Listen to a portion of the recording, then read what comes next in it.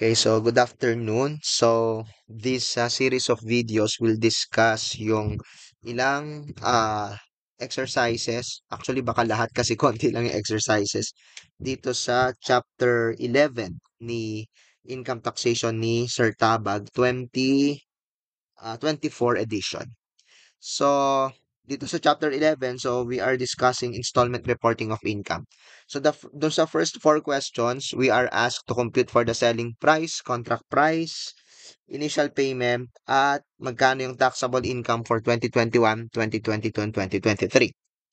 So, unahin natin computein yung selling price. So, kasama sa selling price ay ang mga sumusunod. Okay, mortgage assumed, ah installments no na kumbaga yung installment obligation nung buyer from 2021, 22, 2023. Okay? So yun po yung selling price, no? So according to our problem, the amounts are as follows. Mortgage 270, tas installment collection 67,500, 67,500 tsaka 20 for 2023 45,000. So that will give you a selling price of 450,000. Now, um, para sa contract price, ang contract price kasi is installments plus excess of mortgage over cost. Or pwede rin natin gawing starting point tong 450,000. What we will do is alisin natin yung mortgage and then ang isasama natin ay yung excess of mortgage over cost computed as follows. So, mortgage is 270, cost is 225. So, ang excess of mortgage over cost ay 45,000. So, 450 less 270 plus 45, that will be your contract price of 225,000. So, I forgot, no? Sagot natin pala sa number 1 is A and for number 2 is D. So, how much is the initial payments? So, ang initial payments ay yung excess of mortgage over cost na 45 at saka yung unang payment na natanggap natin or yung payment na natanggap natin for 2021 na 67,500. So our initial payment will total 112,500. So that's letter B. Sunod nating dapat malaman, ito ba'y magka-qualify for installment reporting of income? So, tuloy natin, ang dapat nating malaman, ilang percent na nung ah, let us say, gaano na karami ng contract price yung na-recover natin at ilang percent na ito ng selling price. Okay?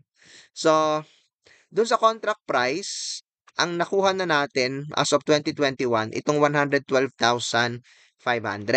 So, ilang percent ba siya ng selling price? So, what we will do is, of course, divide it by the selling price. So, makuha nating ratio is 25%. So, since the initial payments or yung amount ng na-recover from the contract price divided by the selling price is not exceeding 25%, pwede siyang mag-qualify for installment reporting of income since this is a personal property. I think this is a casual sale. Okay? So, iba pang ano nito, iba pang conditions is dapat the price is more than 1,000. So, qualified naman yung situation. At yun nga, dapat the initial payments must not exceed 25%. No? So, ito na nga, na-compute natin siya. Okay, so, ang sunod nating dapat malaman, yung gross profit natin ay ilang percent ng contract price. So, the gross profit is of course selling price less cost. So, ayan. So, gross profit is 225,000. At ang contract price natin as shown above is also 225,000. Kaya ang ratio ng gross profit sa contract price is 100%. So, we can now make a schedule of taxable income to answer the fourth question. Okay, so here's our schedule of taxable income. So, we make 3 columns here.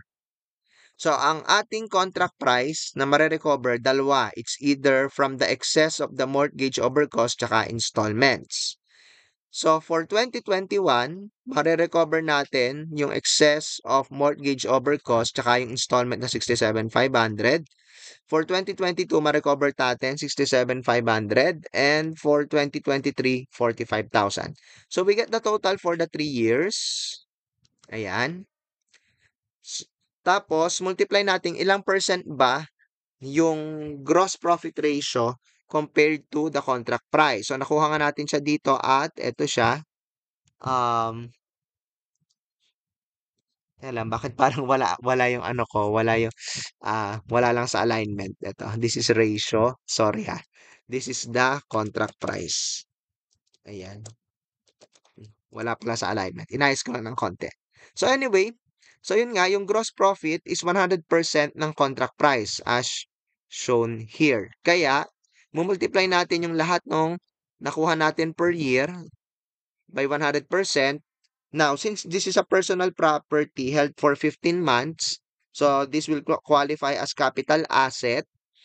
Pero dahil more than 15 months yung holding period and this is an individual, mumultiply pa natin sa 50%. Kaya ang taxable income for 2021, 22, 23 ay ito. 56,250, 33,750, and 22,500.